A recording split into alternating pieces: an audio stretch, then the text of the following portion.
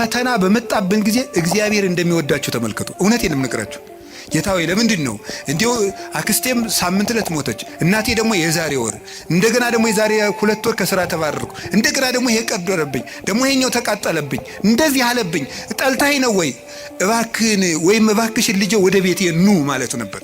እንዲህ አድርገህ ትፈልገኛለህ ወይ?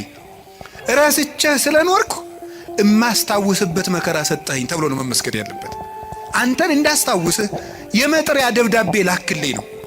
መጽሐፍ ቅዱስን ደብዳቤ ጽፎ ላከ፣ ንስሐ አባት ላከ፣ መጽሐፍትን ጽፎ ላከ፣ በቅዳሴ ጠራን፣ በትምህርት ጠራን፣ በመዝሙር ጠራን፣ ወንድሞቻችን ሲመጡ በመከራ ጠራን፣ አልተመለስንም። መጨረሻ ላይ ደግሞ የመከራ መልእክት ይልካል። እባካችሁ ኑ ነው። ለምኖ የሚያድን አምላክ እንደ እግዚአብሔር ያለ አለ እንዴ? ለምኖ እኮ ነው የሚያድነን።